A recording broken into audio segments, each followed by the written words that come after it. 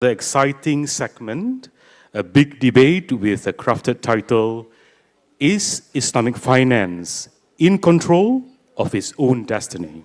This session is exclusively brought to you by Oz Ahmed. With the House to propose the motion for today, Islamic finance needs a radical change to live up to its expectations. For that, I wish to invite our fellow debaters. First, Mr. Rafi Hanif, Chief Executive Officer, Group Transaction Banking and CIMB Foundation. Mr. Mokhtar Hussain, ASB Board of Governors. Dr. Mohammed Ashraf Iqbal, CPIF Chairman, Wafi Bank. Last but not least, Dr. Ala Alabid, Chartered Member of the Chartered Institute of Islamic Finance Professional, CIFF. Our moderator for the session, this debate, is Dr. Imran Loom, Director of Islamic Finance, National Australia Bank. Let us give another round of applause, ladies and gentlemen.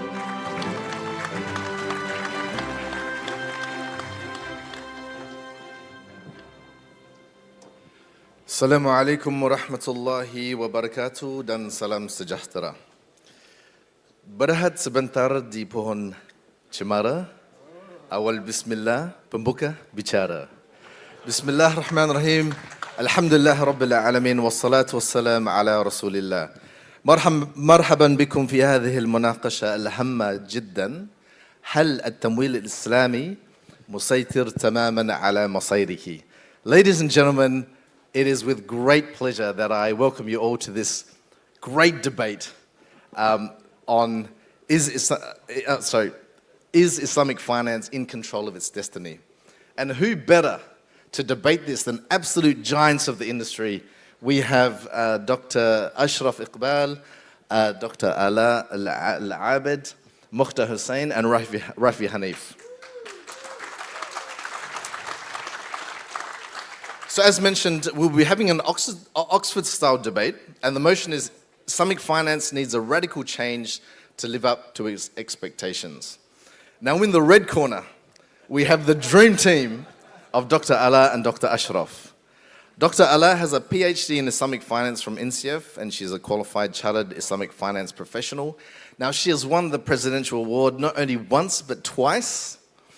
And she has a Bachelor's of Commerce and Finance from Macquarie University and has previously worked with that group of companies and is part of RFI Foundation's Emissary Steering Group, advocating for ESG, and also working group member of AOFI. Now, Dr. Ashraf Iqbal is the founder of Mindspring, whose tagline is empowering minds and unleashing potential. No doubt he'll be talking about unleashing Islamic finance potential here today.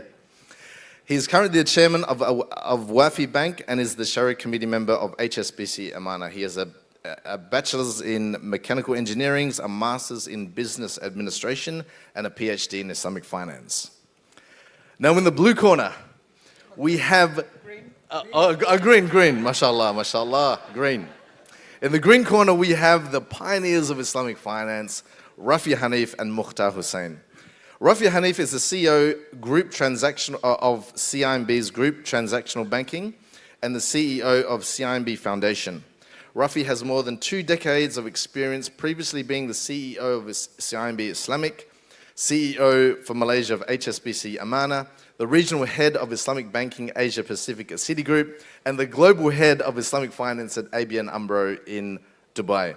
He holds law degrees from International Islamic University and the Harvard Law School. Mokhtar Hussain. Now, bro, I'm sorry, I had to shorten this because if we were to read your whole bio, there'll be no room for discussion. So CEO of Montague Advisory Partners, board member of HSBC Amana and the Asian School of Business. Mokhtar has retired from HSBC as Group General Manager after a 39-year career at the firm, after a series of senior executive management roles in Asia, the Middle East and Europe. So the format for today will be each speaker will have 10 minutes. There'll be another 5 minutes for rebuttal and final remarks, and then we'll open up to question time. Now, I just want to pre-warn you that it is question time, So please just state your name and shoot out a question, inshallah.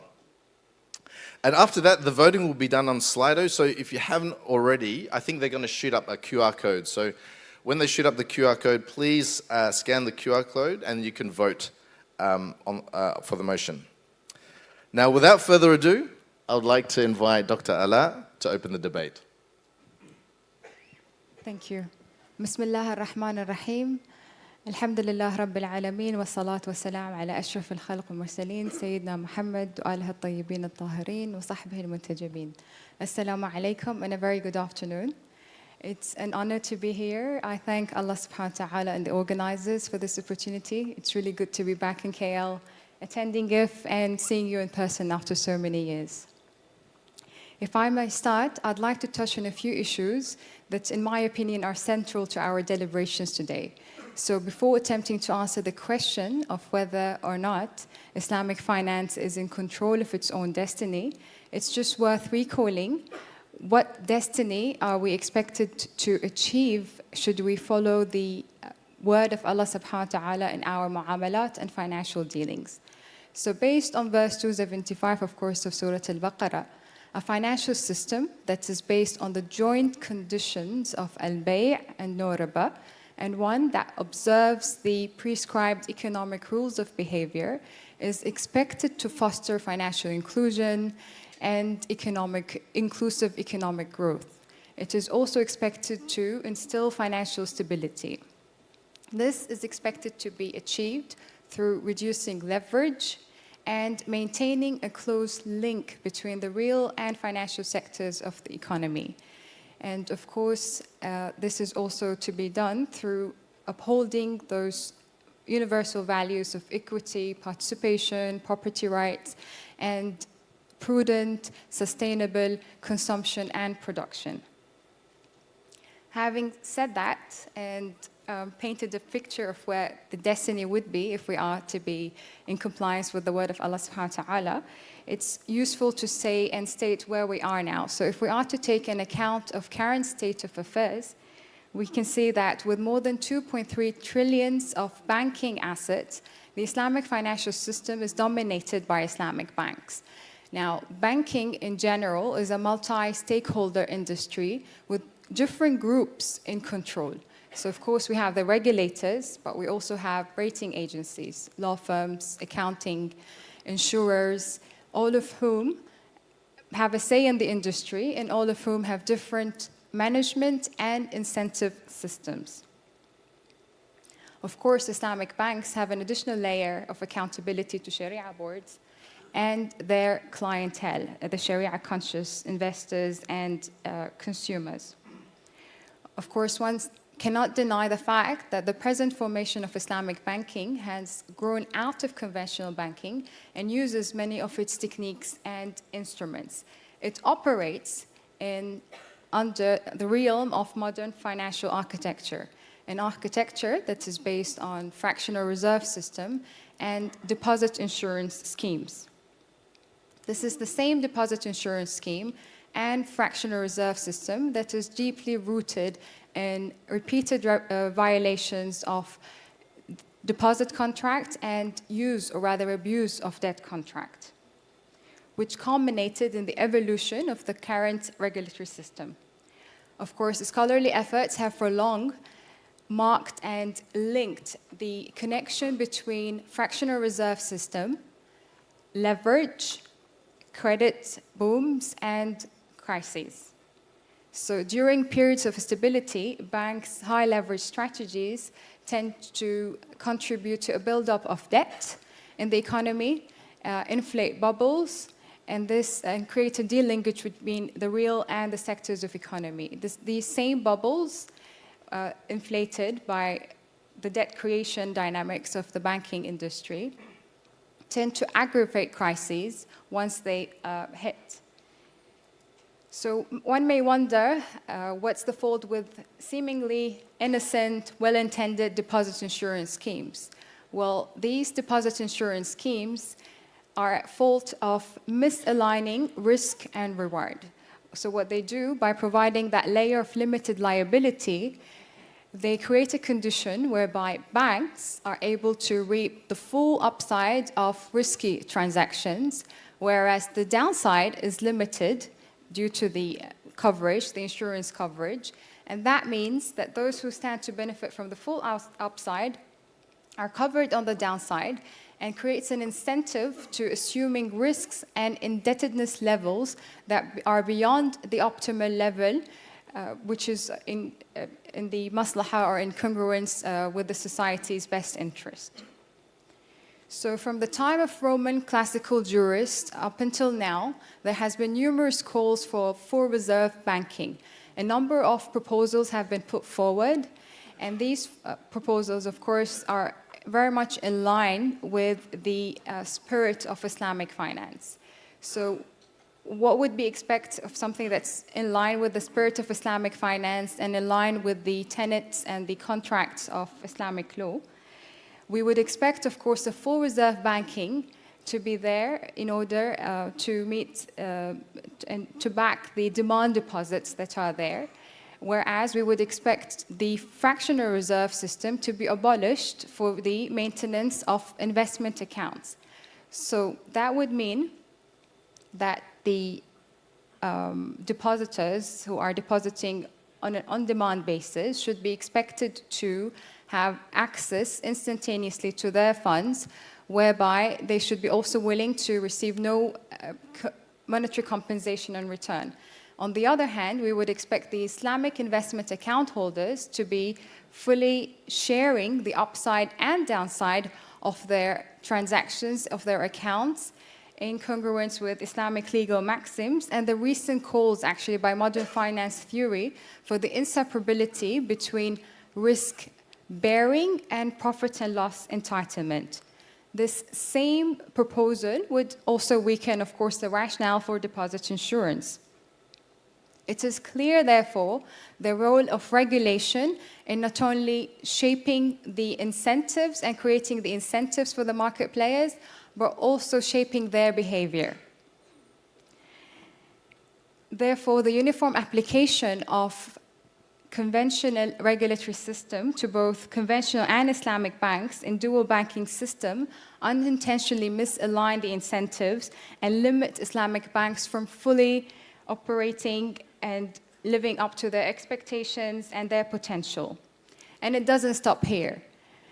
So the small incentives and this debt favoritism is not really unique to regulation. It rather permeates in all aspects of the modern banking and finance. So it's there in taxation, it's there in accounting, it's there in the bankruptcy and solvency laws.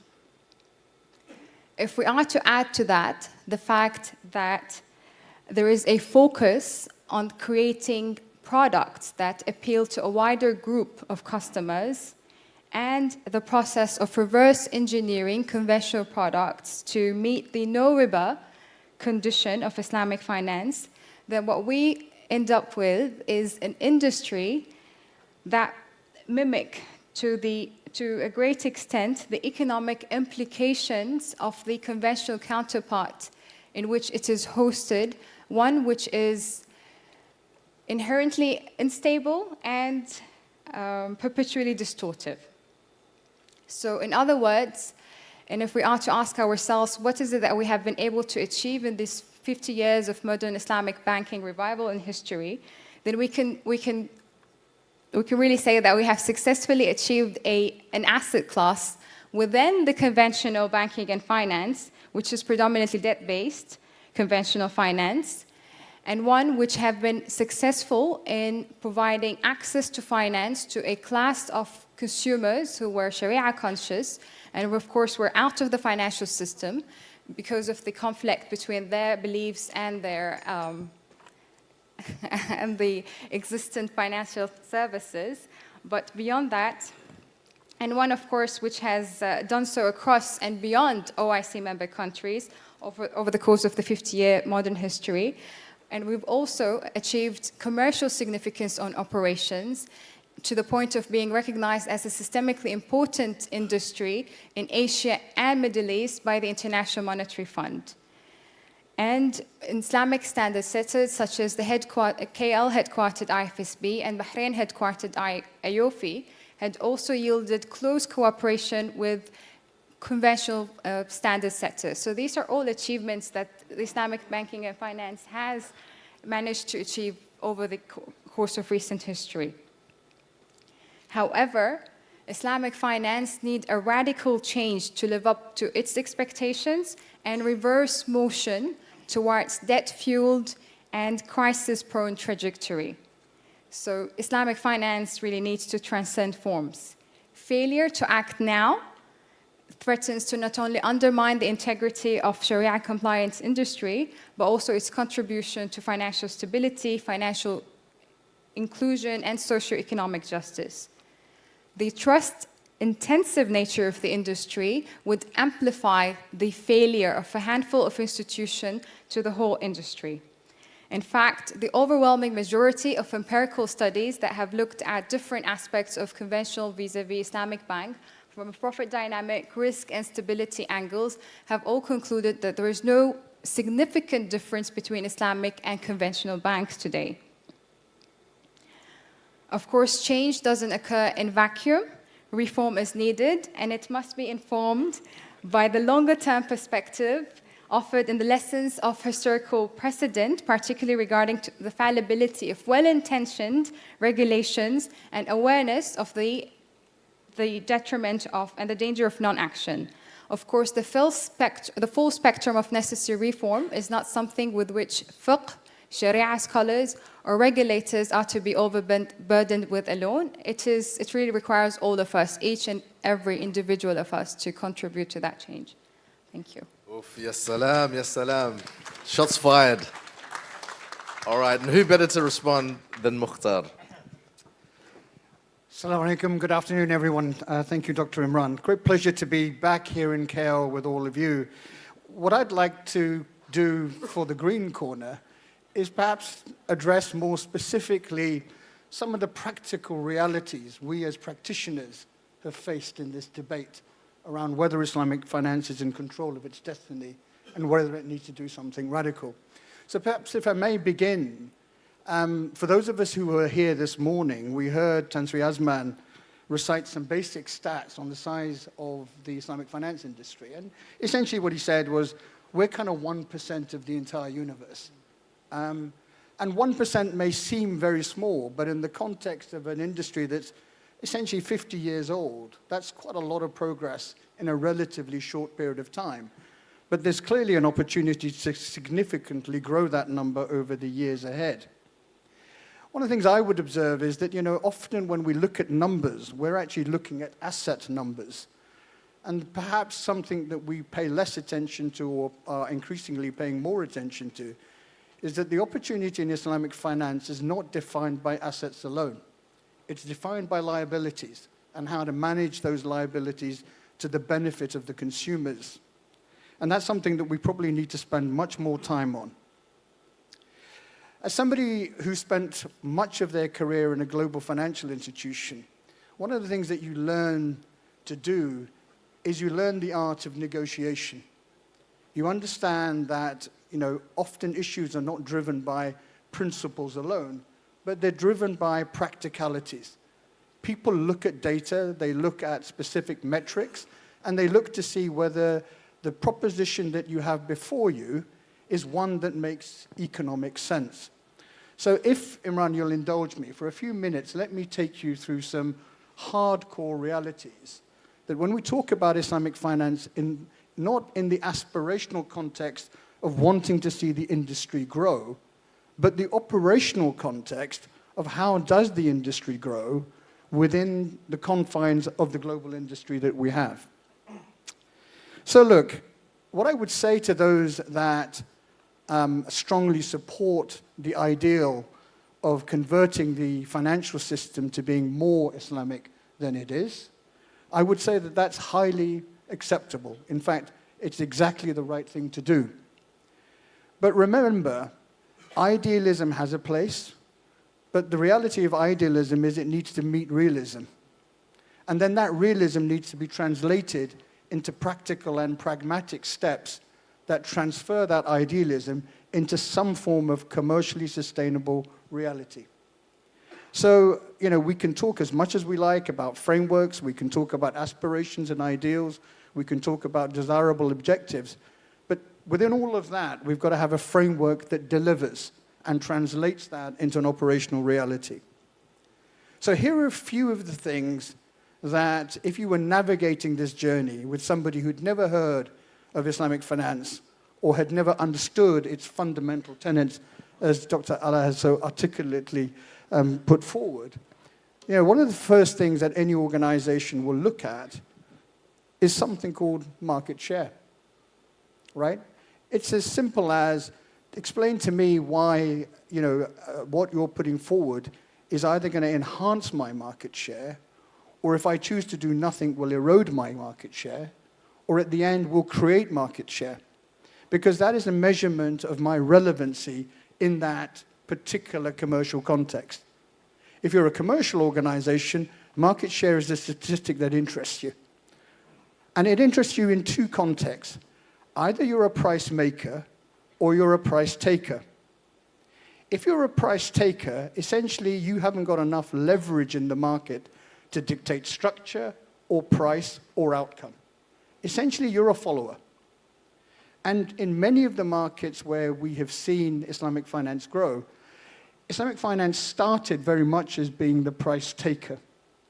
Over time, as Islamic finance grew in scale, it grew through both commercial activities, regulatory sponsorship, consumer buy-in. It became larger and larger in scale. And when it became larger in scale, it then began to command its own destiny in terms of innovation, in terms of products, in terms of structures. So this market share argument may appear somewhat isolated when you think about it just as one component, but actually it's a fairly fundamental component of most commercial organizations. The second part of that is that, look, ultimately commercial organizations become sustainable if the profitability from that particular endeavor sustains. So the return on equity, the return on investment is something that, Madam CFO or Madam CEO is going to ask you about. Where is the return coming from this business? And so, in fact, both of these things go together. You've got to drive market share, you've got to drive profitability to actually create sustainability, to create scale so that you can create market impact. And I don't think we can go away from those commercial realities. If we do go away from those commercial realities, what I would suggest is then this becomes a passion project. Because if it's not economically sustainable, somebody's going to have to underwrite the cost of keeping it going. And actually, there are few people who underwrite costs for decades. And if we're building an industry, often we're talking about quite a long period of time.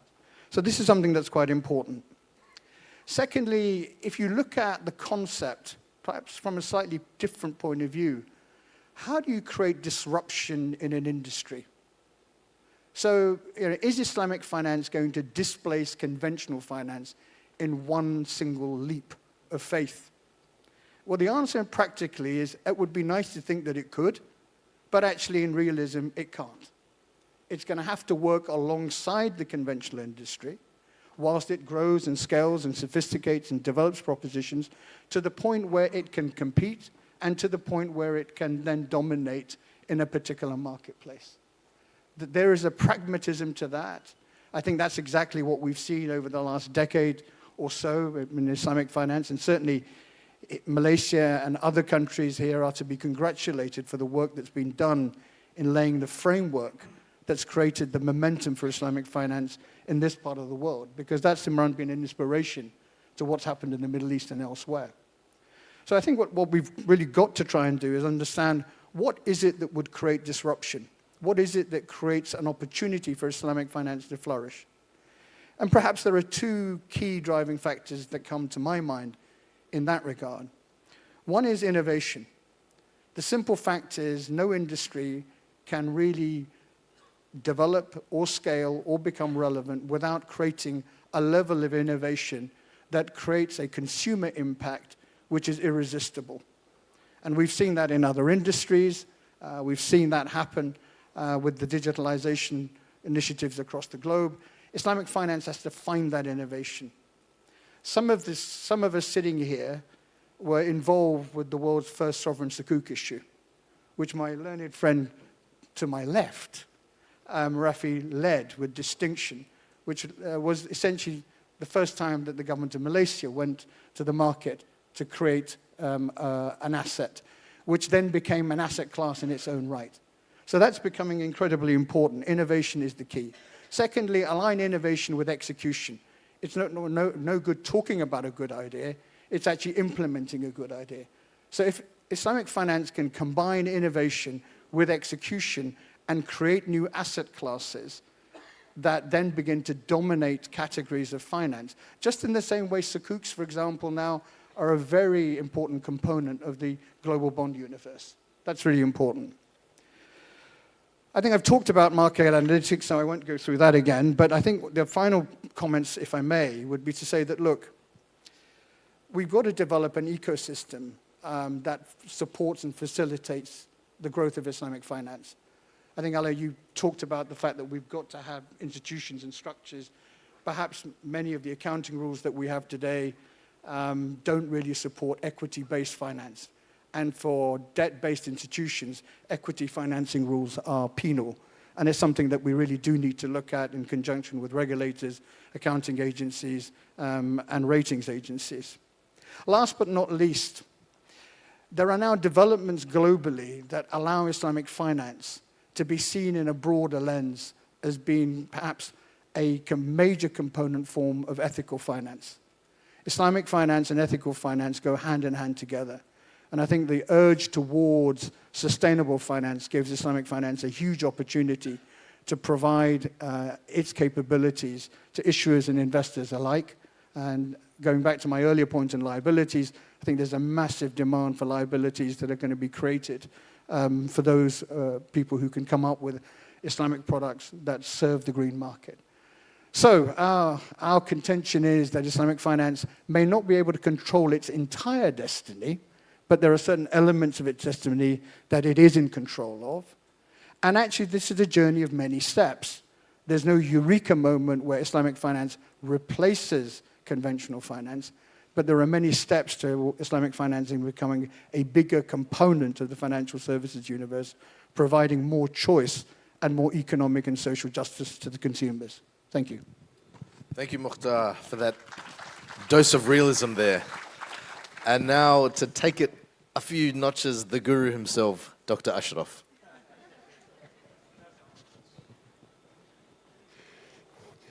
Assalamu alaikum wa rahmatullahi wa barakatuh. Good afternoon, ladies and gentlemen. Mukhtar, thank you very much for the enlightenment, and it was definitely a good education in Islamic finance.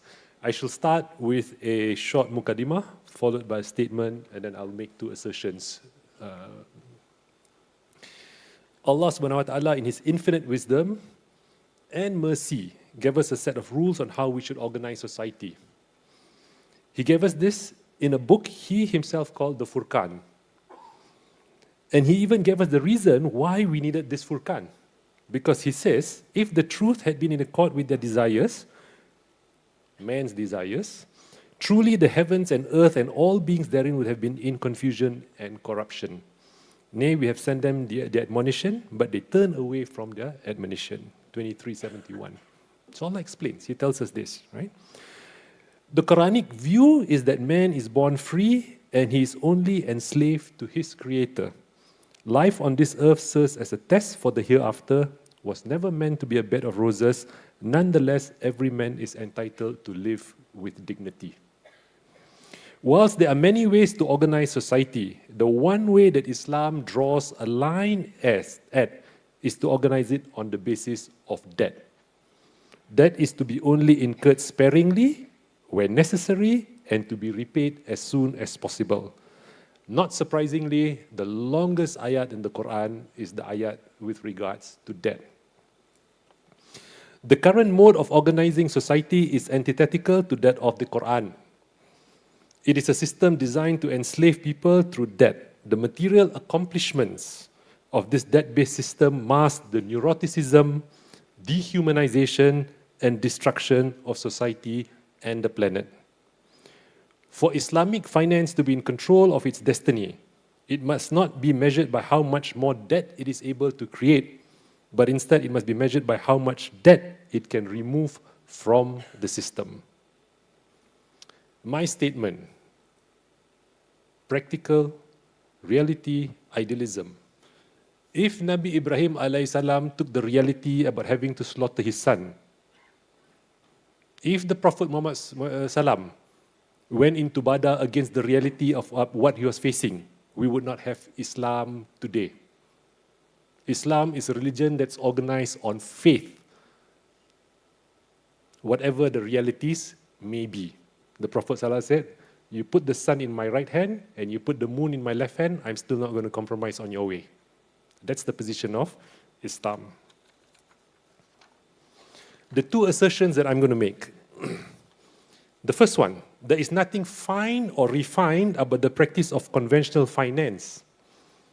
And for as long as we are enamored by it and try to be like it, albeit in a Sharia-compliant manner, we will never be in control of our destiny. Assertion number two, to be in control of our destiny, we will require more than just a logical, rational mind. We're going to need more than just belief. We are going to require faith. Faith in Allah and faith in Allah's promise. Our crisis today is a crisis of yaqeen, not a crisis of belief. Let me start with the first of my two assertions. The battle between riba, or usury, and man's consciousness, its consciousness in our mind, is over. And usury has won hands down. Riba has won hands down. The battle went on for 3,300 years, starting in the Hindu text circa 1400 before Christ. And its final liberation was in 1823 by Cardinal Luzerne. And that's when riba broke free. Today, nobody talks about it or wants to talk about it, and in the West, most people don't even know the word or what it means anymore. If the West's criticism of Islam was that it was spread by the sword, then my criticism of the modern banking system is that it came about through deception and bloodshed. I say deception because the West, and here I mean those in Rome, Venice, Italy, the great trading centers of that time, had to contend with the church's absolute prohibition on riba. A growing class of specialists called the casuists and a very lucrative practice called casuistry emerged. These casuists were religious scholars who exerted their minds to use legal means to get around moral problems. In 1650, this practice was so prevalent that Blaise Pascal, the mathematician, said this, and I quote, "When the legal method is applied to a moral law, when you at the same time affirm the moral law to be divine and immutable while you are eviscerating it of its whole substance, you are playing fast and loose with morality itself." And we see this today in the UK. This is why, despite the proclamation that King Charles as the head of the Church of England, in the Church of England, marriage can only be between man and woman. But in law, anybody can marry anybody in any position in the UK today, despite its king being the head of the Church of England. This is the reality when we start to play around with the moral law. The second part, bloodshed. In 1290, the year 1290, the Jews were murdered and expelled in England for practicing riba. In 1527, Henry VIII goes to Rome. He puts the sword against the neck of the Pope and demands the creation of the Church of England. That's how the Church of England came about. And he had only two reasons for it. He wanted to divorce Catherine of Aragon to marry Anne Boleyn, and he wanted to legalize riba. Okay? And that is exactly what happened. You can today visit all of these old castles and manors. You can go down to Ely Castle, you can all of these places. And you will see the people who were murdered in the UK and the properties that were confiscated because they refused at that time to give their bay'ah to the Anglican Church. This is the history of it. Yeah? And yet, the entire world now looks at the West as the beacon of truth and the light of hope when it comes to banking. As eloquently stated by Guy Eaton, vice pays tribute to virtue by masquerading behind the mask of religion, and wickedness walks the street more confidently when dressed decently. Given that that history of conventional finance, as we so eloquently call it, what makes us think that it will capitulate now and embrace the spirit of Islam? Given, in fact, conventional finance today is more than ready to embrace Islamic finance. The early emerging threat of an alternative financial system that was to be built on principles of justice and fairness has now dissolved. They are now looking at Islamic finance and saying, welcome to the club. And the reason that they are pleased is because the most precious element of money, Rafi, you got a $10 note in there, you can show them, money. Yeah? Okay. That most precious, which is its fecundity, has been preserved. It is not being challenged, but instead has been accepted in Islamic finance as a basic truth. So what is this fecundity? We take something that is infertile, barren, and we give it the power to reproduce, to grow, to multiply.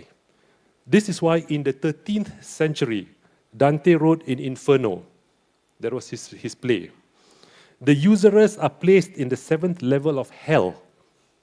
And who are with the usurers? The sodomites. And the reason the usurers are being placed with the sodomites in the 7th level of hell is because the sodomites turn a fertile egg barren, while the usurers turn a barren egg fertile.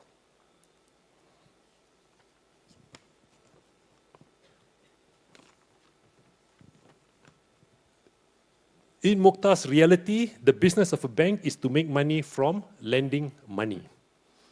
And it is problematic for us today as it was for the English in the 17th century. This debate we're having was the same they're having in the 17th century. And I quote, usury was not for the Elizabethans a pretty word or notion. It was also a complicated one. Though lending out one's money for one's own financial return was very difficult not to class as usury, it was still a tricky thing to define precisely, in part because so many inventive minds and ingenious practitioners had spent centuries trying to get around it, finding loopholes in the law. And so Thomas Gresham's pragmatism bumped up against one of the greatest taboo of the church and Christendom. Money was as necessary as it was problematic, and it was problematic because how it was made was under the scrutiny of God, and there was no escape. This is not a new debate. Now on to my second assertion. To be in control requires more than logical, rational mind and more than just belief. We are going to require faith. We're going to have to require faith in Allah and faith in Allah's promise. If you read the 2 verses on riba, right? 278, Allah says very simply, oh, you believe, fear Allah, give up what remains of your demand for usury. Riba is one of those words you don't have to make tawbad, you don't have to recompense the person, you just need to stop it. And then he says, if you do not take notice, it's a war from Allah.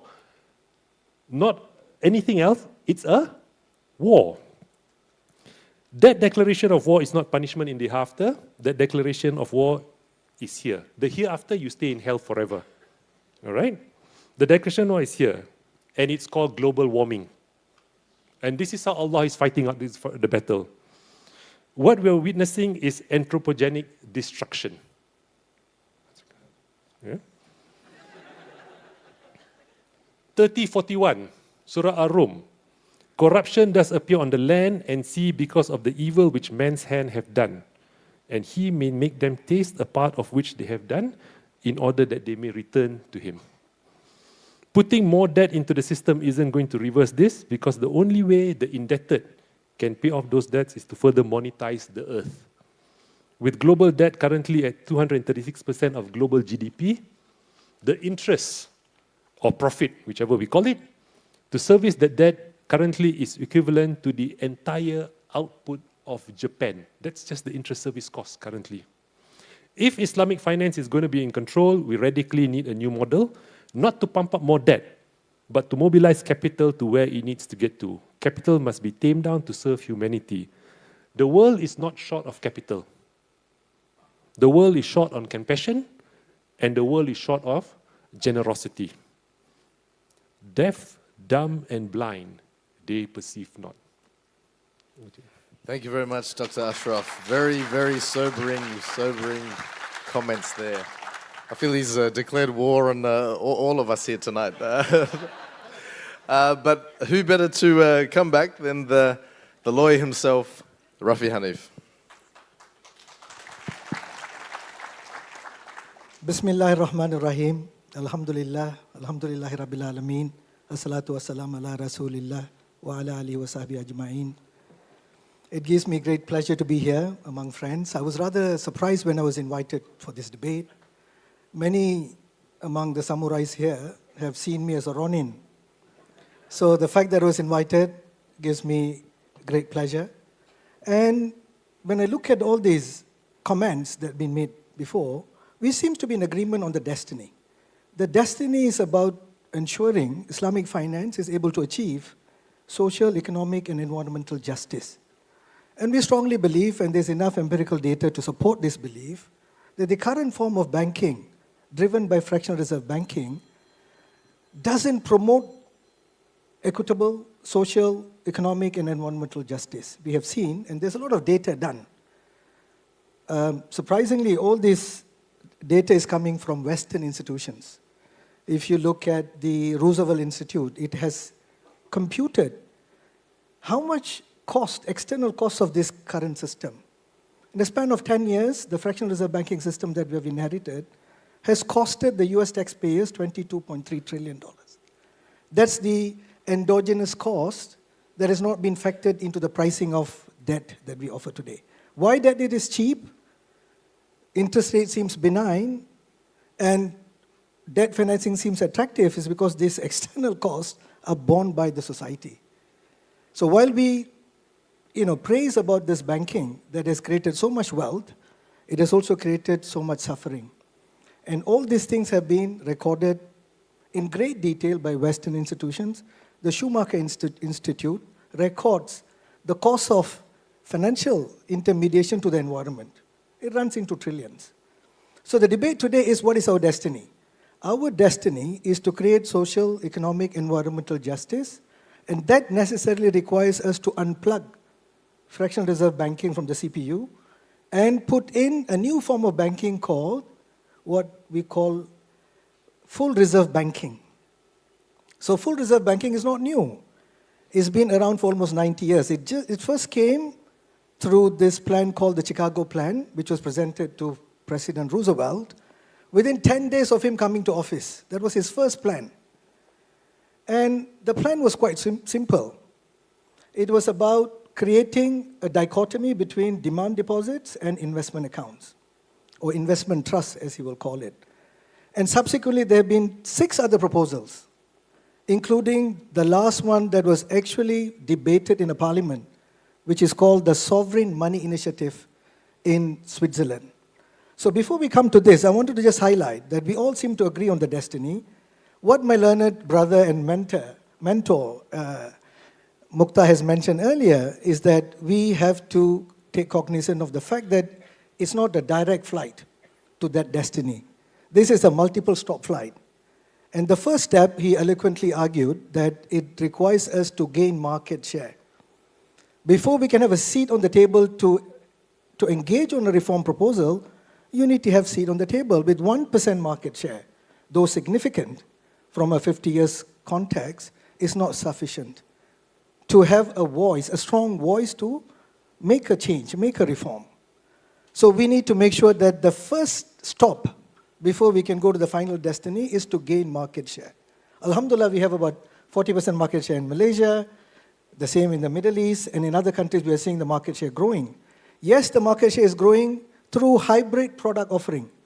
Ijara has become Ijara Muntahiyya Bitamlik, Murabaha become Murabaha Lamir Bil Shira, and even deposits have now been based on tawarruk. Yes, these are not ideal situations, but we have to bite the bullet to make sure that we're able to conform to the fractional reserve banking model. Trying to change fractional reserve banking model at this stage has failed, because this is what the Swiss were trying to do. We will explain that in a minute. The second part of the journey is, whilst we are engaging in this journey to gain market share through less than desirable products and services, we need to ensure that we don't do damage. So the concept of Amr Ma'ruf or Nahi al-Munkar requires us to, while we gain benefit through the advancement of this, what we call risk transfer, Islamic financing products and services, we have to ensure that we are not creating damage to the society and the environment. So the drive towards sustainable Islamic finance is the second leg of the journey. And the final leg of the journey, which may take 20 years, may take 50 years, is what the Swiss were trying to do in 2015. Now, this proposal came in 2015. If you remember, in 2015, there was an organization called MOMO, Modernizing Monetary System in Switzerland. They came up with this 10-page proposal where they said, and by the way, Switzerland is not only famous for chocolates and luxury watches, they are the banking capital of the world. More than 300 banks known for their solid banking regulations. And you'll be very surprised to see that this is the first reform proposal which is pretty much in line with Islamic principles. So the MOMO proposal was very simple. It said money that created by the sovereign must go back to the sovereign. So today, if you look at, you mentioned about 17th century, in 17th century England or Switzerland, the money in circulation were notes and coins minted by the sovereign. But today, if you look at Malaysia, money in circulation is only 5% of the money supply. So if you look at the Bank Negara report in 2013, it was 60 billion of M1. And if you include M2 and M3, the money supply created by the banks, it is $1.3 trillion. Can you imagine? It's only 5%. And the GDP in 2013 was 1 trillion. So the money supply was 300 billion higher than GDP. Fast forward at 2022, we find that 60 billion M1 has now increased to 146 billion. M3, the broad money, has increased to 2.2 trillion. And what's our GDP last year? 1.5 trillion. So the money supply keeps growing. So what does MOMO want? They want to stop that. Why they want to stop it? Because if you look at how money is created, we all believe that when the banks get deposit, we will then give a loan out. When what Bank of England has explained quite clearly on the website, the banks actually create deposit through lending. It's the other way around. So if you go to a bank and say, I want $1 million loan or financing, the bank will credit $1 million into your account. It's a current account. It's not cash they are depositing. It's an accounting treatment. So you have now 1 million to use for your goods and services. At the same time, the bank's deposit goes up by 1 million. So loan book goes up by 1 million, deposit book also goes up by 1 million. And you use that account to transfer money to buy a car. And the seller's bank account will then get $1 million from my account. So my account will be debited and his account will be credited. Net, the industry has increased the money supply by 1 million by the act of the bank giving me a loan of 1 million. Now this is what MOMO wanted to stop. They say this excessive money creation is infinite. You can create infinite amount of money supply that's going to drive the demand for goods and services. That will cause the systemic imbalance. The world is a finite resource. You can't keep exploiting this finite resource through the expansion of the money supply. So MOMO's intention is to stop and revert this money creation back to the sovereign. And this is literally a 10-page proposal, very simple to understand. All it says is, when they were looking at a 3-year transition period, and they said, when the transition starts, a bank balance sheet will look like this. You will have 100 billion worth of assets, loan book, which is backed by, say, 60 billion ringgit worth of current account and 40 billion worth of fixed deposits. It's a simple balance sheet. And MOMO was saying, the 60 billion will now be transferred to the central bank. The central bank will just give a loan, it's a loan note to the bank. So the bank balance sheet will now change liability deposit. Now liability is a loan to the central bank. You have to pay back the loan to the central bank. That 60 billion will now move from being a liability of the bank to an off-balance sheet item. And this exactly is what we wanted to do. If you look at the concept of of deposit, deposit today is acting as qard.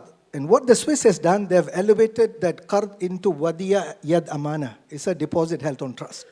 The second one, the 40 billion, which is fixed deposit, they basically said, look, change it into a risk-sharing deposit.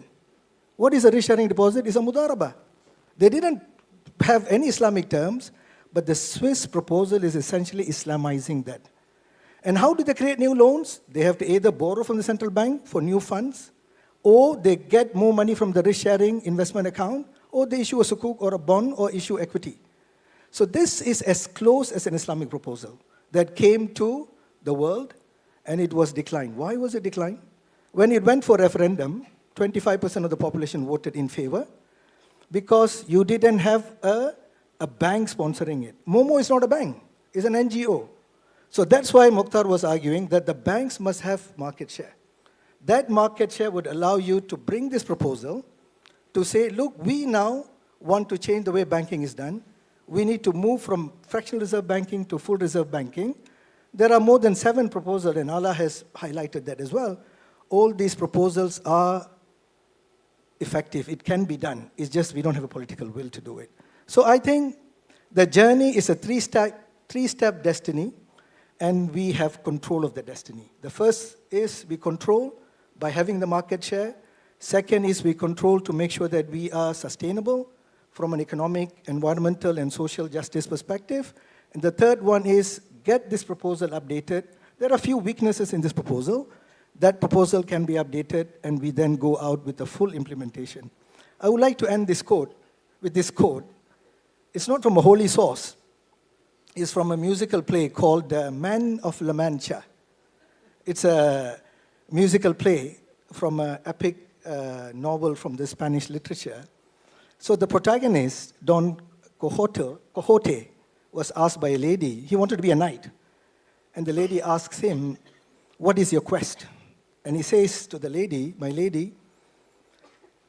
my quest is to dream the impossible dream, to beat the unbeatable foe, to right the unrightable wrong, and if I must, to march into hell for a heavenly cause.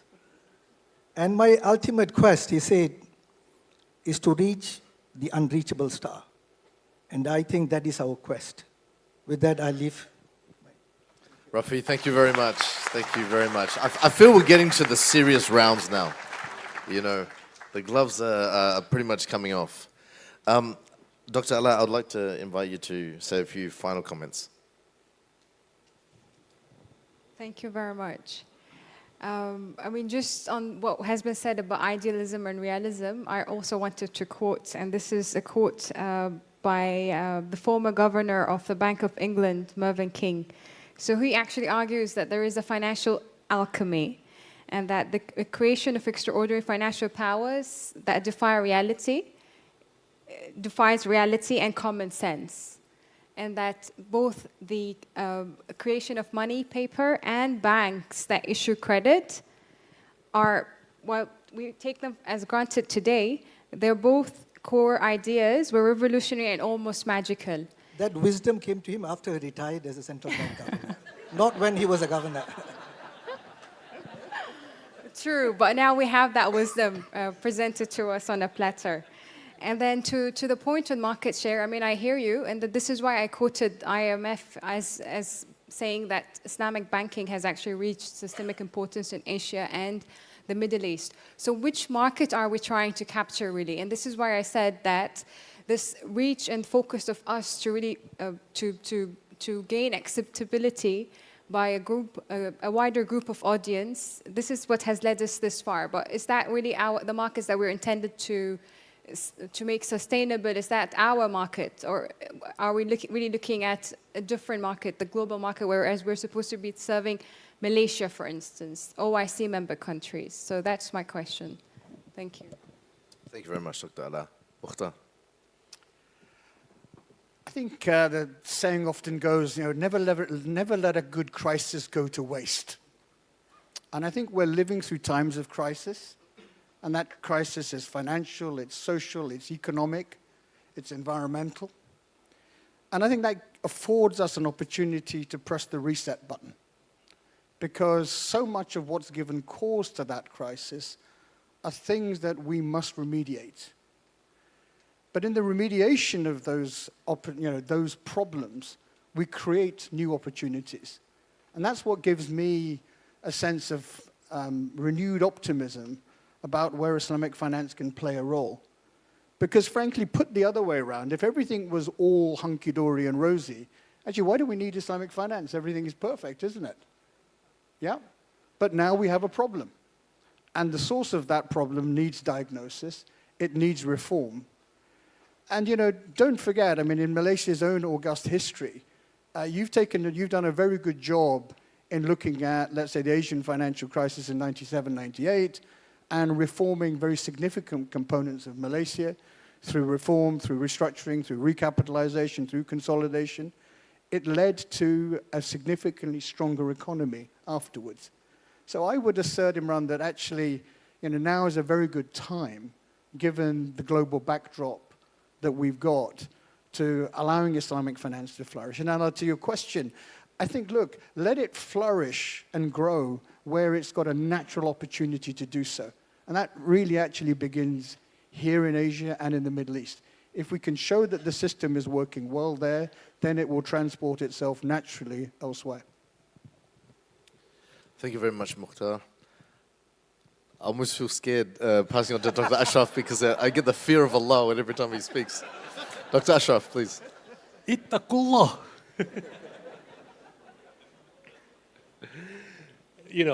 Unfortunately, I'm an engineer, and I see the world through the lens of an engineer. And as an engineer, the question that I ask is, why is it every other system that after it breaks down, the system gets safer, it gets better, right? So if you think about it, right, you think about airlines. The cars you drive has got a built-in factor of safety between 3 to 7. An airplane has only a factor of safety of 1.3, and yet the safest mode of travel is by air, right? So every crash they learn, they make the rules, it gets better. But the financial system works the opposite. Every time there's a crash, they make promises, and then the next one gets even worse, right? So if you don't believe, go read the BIS. What the Bank of International Statement said after the 2008. Oh, we've made it better, we've made it safer, bullshit. Right? Because as Mokhtar says, we're sitting in that crisis right now.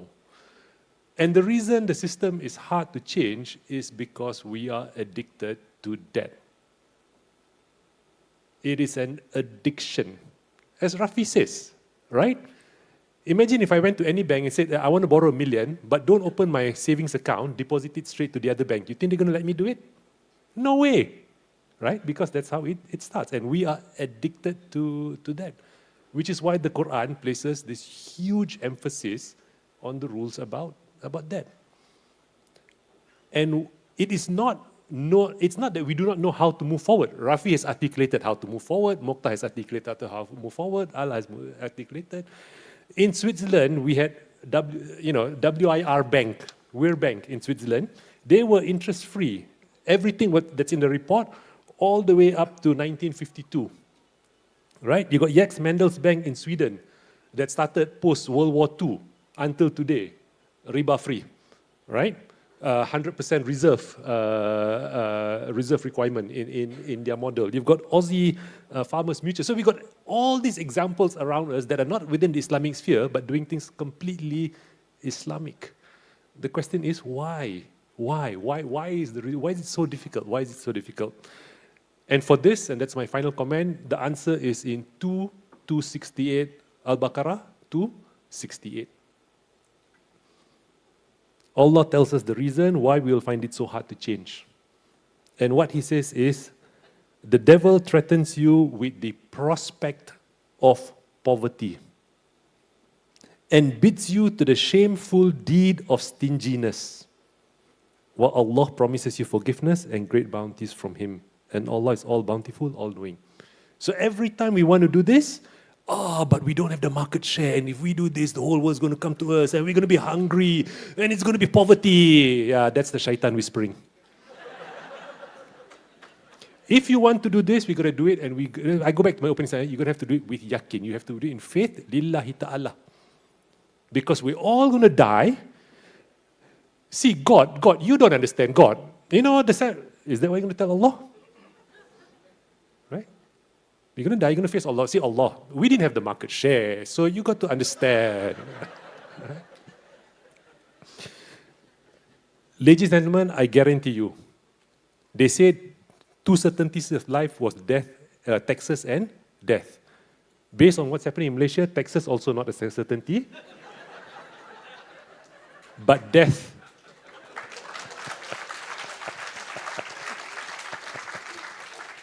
But death remains that certainty, and we are all going to be responsible to answer for our deeds. Wabillahi taufiq wal hidayah. Wassalamu alaikum warahmatullahi wabarakatuh. Thank you very much, Dr. Ashraf. Thank you. Rafi, please. I think the main takeaway for me is that since we know the ultimate destiny and is quite clear, and many attempts have been made from the Chicago plan, followed by what you call narrow banking, and then you have the positive money organization, you have limited purpose banking by Kotlikov, you have what you call the Iceland Sovereign Money Initiative. So there are about 7 proposals over a span of 90 years. How many proposals have come from the Islamic world? So I've been discussing with ISRA and INCF that we should come up with our proposal. It reminds me of what Maulana Rumi said, what you seek is seeking you. And we're still debating on how to make Tawarruk more efficient. Of course, that's good, it grows the market share. But in terms of reality on the ground, we have not been able to put an intellectual proposal saying these are the weaknesses. And even then, I strongly believe, however good the proposal is, it won't fly. Unless you have market share. Market share means you must be in a dominant position. You cannot be 5% market share and say, look, I want to change your structure, right?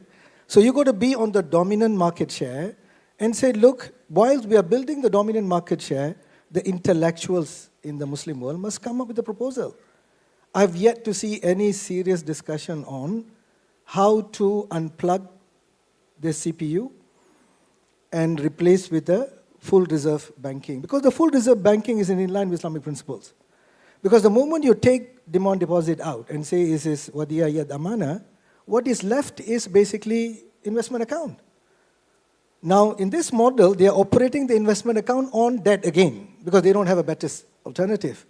But the moment you take fractional reserve banking out and you take away deposit insurance, you take away lender of last resort, you take away the tax benefit. By the way, the tax rebate costs the GDP 3 to 5%. Huh?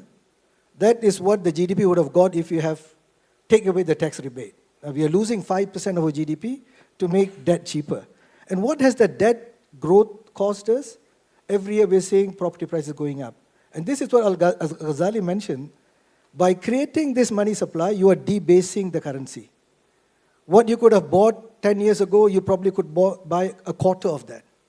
So the debasement of the currency is a natural progression of the money supply growth. And every economist know it. But they're not able to change it because, as Chuck Prince said, you have to continue dance until the music stops. Although at that time, music has stopped. He didn't realize it.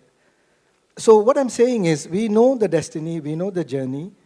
We need to believe that we have control of that destiny. Today we have control because we are seeing market share growing. We have control on the second part of the destiny because we can make our tawarruk and our hybrid Islamic financing to be more sustainable and economically equitable. The third one is where I feel that we need to do a lot more work if we want to be in control of the third part of the destiny. So I strongly believe that we are in control of the destiny and we have to continue moving to make sure that we meet the ultimate destiny, which is the unreachable star. Thank you. Thank you very much. Well, you've heard from 4 amazing speakers, pioneers in the industry. We're going to open up to question and answer time, but may I just remind you that it is question and answer time, not speech time. So all I want is I would like your name and a short, sharp question. Thank you very much.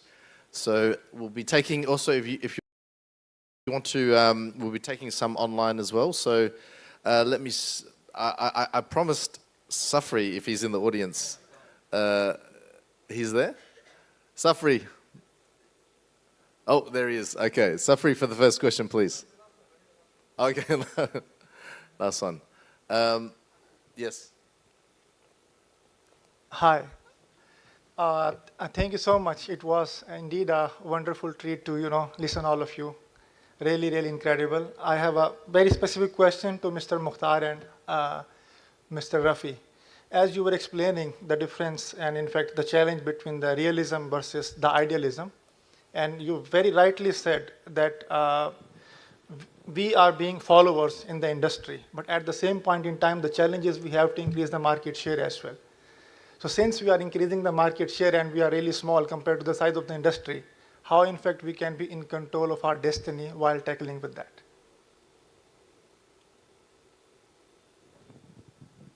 Look, I think that market share and destiny are not incompatible, right? Because often the journey starts with recognizing where the market is going and what kind of share you want within that market. And then what are the kind of levers that you have to get market share, whether it's an asset product or it's a liability product? Where specifically does the journey take you? And I think that's where I think you have to be very careful about the choices that you make, because there may well be some areas of the market which, frankly, others dominate, right? And it would be futile for you to compete in that area because you'll never get the scalability to allow you to be effective. So I think it's really a question about informed choices around where you have a competitive right to win, which may be based on a product proposition, it may be based on something geographical, it may be based on a packaging approach towards certain items. Once you define that journey and you follow it over a period of time, you'll achieve some level of scalability. I think the other thing is that, in the modern era with digitalization and innovation, I think your ability to disintermediate the classic structures of branches and processes and procedures, the ability to onboard and deliver clients' propositions almost immediately, changes the timeline to that reality quite quickly. But I think it is a question of focus and execution. Thank you very much. I just want to add on to that. I want you all to think about this. Don't answer the question thinking, who is the leader in electric car today? And how much market share did they have 5 years ago? Just think and answer that question in your mind. And that's the rebuttal to Mark Mokhtar's position. Thank you. Ustaz Dawood. Thank you. A very, very, Dowd Vickery, unattached, retired. I think that's right. Excellent quality of debate, and I'm delighted about the quality. It's Thursday, and on Thursdays I have breakfast with Pak Mus, who was the man who brought me into Islamic finance more than 3 decades ago. And I told him about this debate, and he said, ask this question. So it's not my question. He says, when they finished speaking, ask them this question. What are you going to do to change this? The first action you take once you leave the stage to move this forward. Great debate. I think we're all on the same page, but it's about the action you take. So I'd like to hear from each panelist, what do you do about it right now?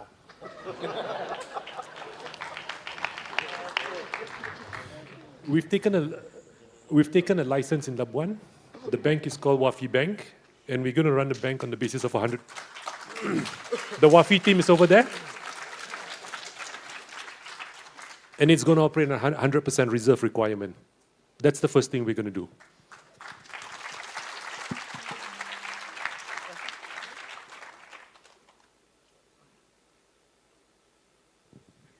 I think the simple answer to a very significant question is not to dream, but to do. And the do part is what's within the realm of my own responsibility. Who are the stakeholders I can influence? What's the level of conviction power that I can bring to take forward that argument? What can I do to defend and promote what Islamic finance can do so that actually, I'm an enabler of people understanding why it's got a role to play going forward.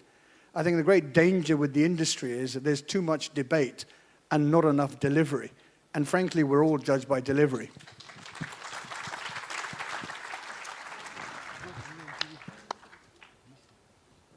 Thank Thank you. I mean, David, I think the one thing that we have attempted to achieve today was really creating that awareness. So, I mean, that would be our first action that we have taken today. I mean, just the awareness that we're trying to create here. And inshallah, we can also make a difference and hopefully invest in sustainability and bring about sustainable products, inshallah. Thank you. My humble comment is that we have to wake up and smell the coffee. If you look at what happened in 1933, the worst of economic crisis, the Great Depression, Roosevelt just came to power. And the first thing he did was declare a bank holiday because it would have just turned into a spiral. And the first proposal he gets is the Chicago Plan. And it was perfect. And if you look at if you look at the correspondence, he was very much in favor. But he couldn't implement it despite the banking sector coming down to its knees. That was the most optimal point. And you realize when there is this kind of a shock to the system, people go back to their fitrah, the natural law to do the right thing. And you found these economists, like Irving Fisher, a week before the crisis was saying that, look, the stock market has reached its permanent plateau, that it will be always a boom. And the next week, the market crashed. And he lost his entire investment. So these are the people who converted and basically said, look, we need to change. And they had a two-window model, a Wadia model and an investment trust model. But yet, FDR had to compromise. He came up with a deposit insurance scheme. FDIC was born out of that. And he was not a proponent of deposit insurance. He thought he was going to create a moral hazard. But the banking lobby was still so strong. So that's why it's really important. While we really want to see more success on this niche, to get mainstream relevance, I strongly believe you need to be on the driving seat. That's why the market share strategy is really important to pursue. And that's what we want to do. We will grow Islamic banking to make sure that it becomes the dominant market share. Thank you, Rafi. Yes, Doctora. Okay, Assalamualaikum. Thank you, a very lively debate. I would like to pose one question to the red team and then one question to the green team. I hope I'm allowed to do that. First one, I would like to sort of challenge the conclusion made by Dr. Ashraf Iqbal earlier with regards to debt.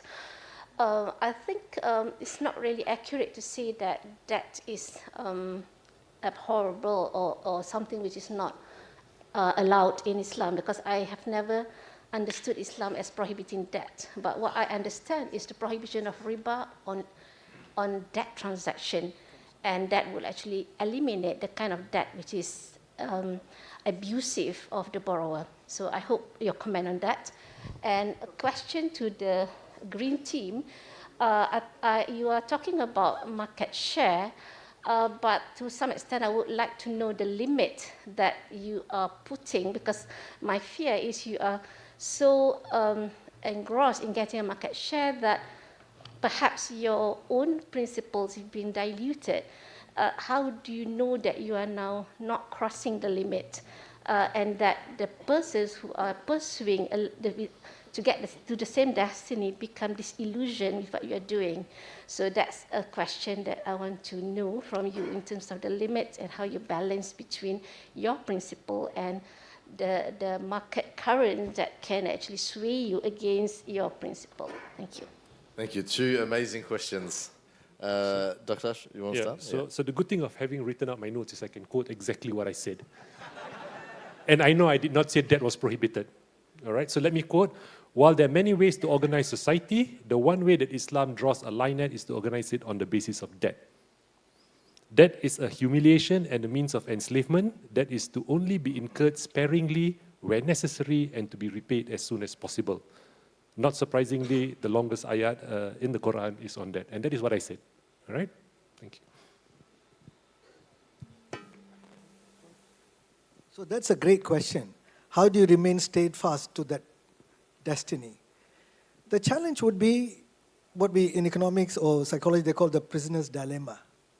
That when you reach that dominant stage, the bank who makes the first move may actually lose market share. In the sense that now they have to go back to 100% reserve.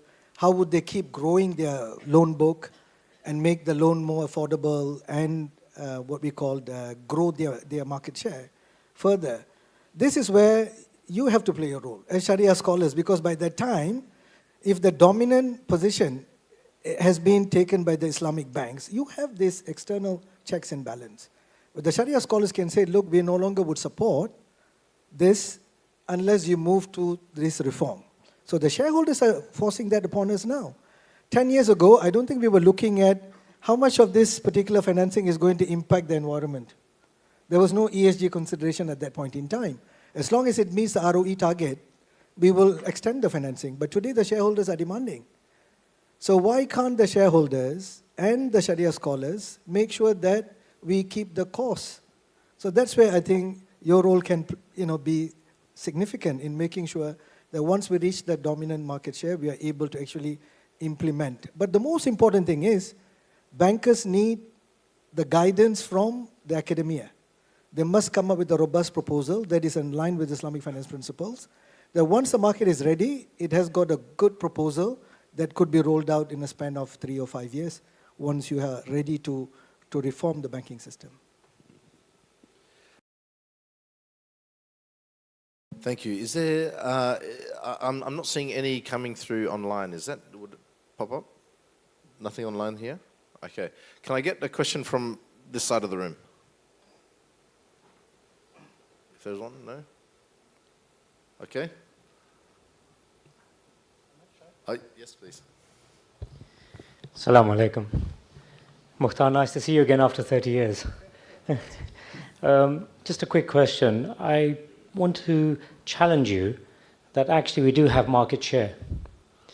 Because if you take the prices of fossil fuels and you take the commodity of fuel, we control the liability side very strongly. So why can't we use that as a market share accelerator to produce a capital risk-based model? Good to see you too, Shad. Look, I think one of the great dilemmas that you look at the industry is, if you look at the footprint of the Muslim world and the resources that it has in terms of, population size, education, access to the carbon space throughout the world. In theory, we have many of the component parts of a financial ecosystem. And yet the irony for some of us who've worked in the Middle East is, if you go along to the Middle Eastern sovereign wealth funds and offer them an opportunity to invest Islamically relative to conventionally, 99% of their capital is in the conventional markets. And even over the last 20 years, the quantum shift of that capital into anything that borders on Sharia compliant investing, it's occurred, but it's still very modest by scale. So I think the answer, Shahid, is that different parts of the universe remain unconnected. The fact that the Muslim world produces a lot of income from the sale of hydrocarbons doesn't translate into those organizations, whether they be sovereign wealth funds or governments, actually pushing that money into Islamic finance. What we have seen is that they have increasingly looked at the Islamic debt capital markets. A number of them, as you well know, have issued sukuks. A number of them have got sustainability frameworks. A number of them are more open towards it now than they've ever been before. But has it got scalability? Not yet. And therein lies the opportunity. I think that, part of the rationale that Rafi and I argue for is that, look, we've got to have products and propositions to put in front of them to say, look, if you do this, this is incrementally of value to you. If you go back to the sovereign sukuk example of Malaysia, actually the Malaysians were very brave in 2002 when that sovereign sukuk was issued to recognize that actually if issued it in a sukuk format, they would end up finding liquidity from both conventional and Islamic investors. And that's what that story proved. So you've got to have some faith that we can put propositions forward that shape some of those capital flows more in the direction of Islamic finance than before. But we shouldn't just assume, as often I've been reminded, that just because we're Islamic doesn't mean we have a natural preference to invest Islamically. It's got to be based on returns that we're able to accept and returns that are comparable to what's being offered in the conventional universe. Thank you. I think we've got time for one more. Safri, did you want to have the final question? Sure. Assalamualaikum warahmatullahi wabarakatuh, and very good afternoon. Just so honored and flattered to be on this, in this session, listening to the distinguished panelists on this panel for the last 1 hour. So I think maybe a round of applause once again to all the panelists here. So I think my question basically is an accumulation of feedback that we've received from Dr. Ala, Brother Mukhtar, and Brother Rafi, right? I mean, Rafi, you spoke about this market share, right? So having been doing this for almost 3 decades now, we noticed that there is a challenge, right? You mentioned about this 40% market share that Malaysia has accumulated, and we saw that in the Middle East as well. And I'm still not convinced that Islamic finance is in control. Maybe Islamic finance in Malaysia is in control. Maybe Islamic finance in the Middle East is in control. But to say that Islamic finance globally is in control of its own destiny is still, the jury is still out there with regard to that. So my question is actually on the market share, right? I mean, when it comes to market share, I think Tan Sri mentioned this morning we are at 3.7 trillion, right, versus 400 trillion. So we're not even 2% of the global market. So how do we convince, right? And also going back to what Brother Dawood said earlier, how do we convince these developed countries? If we put every single country on the atlas, right, there are only about 20 countries embracing Islamic finance, either fully or half-heartedly. So how do we convince these other guys, the so-called the G20s, ex-Indonesia, ex-Turkey, to look at Islamic finance, ethical finance, sustainable finance in a more serious manner, right? Because now we are on this we're not even embracing the full reserve banking. So when one talks about full reserve banking, we have to talk about asset management. We have to talk about, you mentioned about Sukuk. What about the treasury business? What about the other business apart from the deposit business? So how do we convince these guys to look at Islamic finance, on a more serious manner, right? And I'm talking about a long-term play from comments from a couple of the panelists. Thank you. Thank you. Thank you, Safri. I think if you look at the market share, I was contextualizing to each country. So if Malaysia is able to get 60-70% market share, and it has a robust proposal, it can start working on the implementation of the full reserve banking. But unless the whole world changes to full reserve banking, it will be very difficult to get efficiency, because the fractional reserve banking creates short-term efficiency in terms of pricing. Because you're able to get debt at a cheaper price, therefore you'll be able to sell your products cheaper. But in the long term, there would be severe shocks and cost to the system. And net, you're worse off, because you are socializing the losses and privatizing the profits. So this is what has been continuing for 500 years. So the point you made earlier is, if we are not able to get market share, I strongly believe the market will collapse anyway. So if you look at history, it may not repeat, but it rhymes. So you saw the COVID in this century, you saw the plague in the previous century, and so on. Another Great Depression is likely to happen. The last one happened in 1930s. This one probably will happen before the 2030. So if you are ready with the proposal and you know how to implement it, I think you would have a voice in the world. And hopefully the world will work together to change the system. And that's what I'm saying. Seek cooperation with Positive Money, with the Roosevelt Institute, the Shoemaker Institute. All these institutes are really keen to transform. It's up to us to be part of this movement, and hopefully we can collectively change the way banking is done. Thank you. Yep. I want you all to just think about this, right? The irony in a very Malaysian context, right?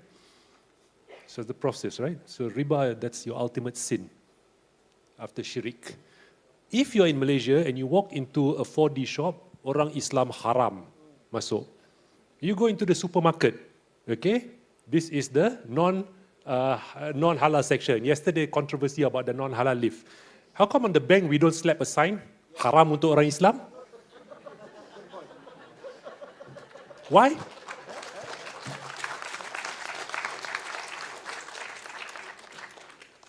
This is what I keep saying, right?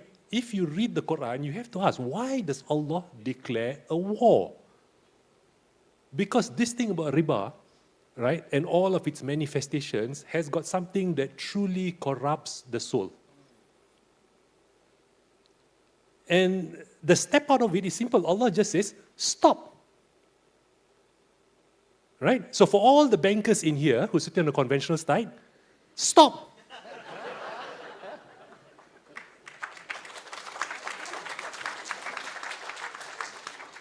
Because the penalty for not stopping is hell forever. Right? I mean, think about how graphically Allah paints it in the Quran. So we got to ask ourselves, the Christians lost the battle, the Jews lost the battle, the Hindus lost the battle, even in the Buddhist scripture you cannot do it. But we still do it. So this is not just a problem of logic. This is not just a problem of market share. This is a problem of yakin. There is a certain way that Allah has created this world, and He has given us rules. And before He gave us the rules, He gave it to the Christians, and He gave it to the Jews, and He gave it to Moses, and He gave it to David. We're the last man standing. To quote the words of N54, Islam is the last man standing. They are either going to save the world, or they're going to destroy it altogether. Because every other religion on this subject has already capitulated. So that was my last, Imran. Thank you very much. I think that's all we have time for. Now it's time to vote. So if you could all get your phones out, and if I could get them to scan your QR code there on Slido, and please vote for the motion. Islamic finance needs a radical change to live up to expectations. Radical change or gradual change?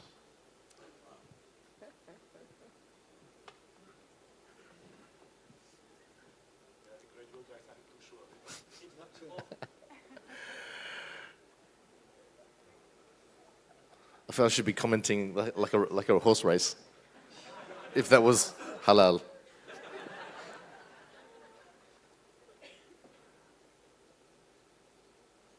Well, it looks like the radical change guys have,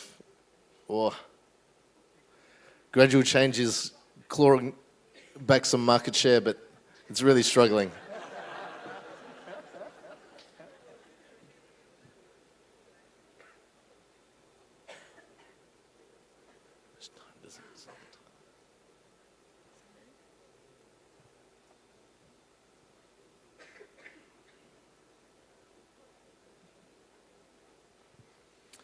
All right, I think there you have it. Radical change at 67% and gradual change at 33%. Can I just have a big round of applause for the amazing speakers, the four amazing speakers. Thank you very much. Thank you very much to IBM. Thank you very much to Ratna, Oz for organising their amazing teams. Thank you for Bank Negara and the Securities Commission. Assalamu alaikum wa rahmatullahi wa barakatuh. Wa alaikum salam wa rahmatullahi.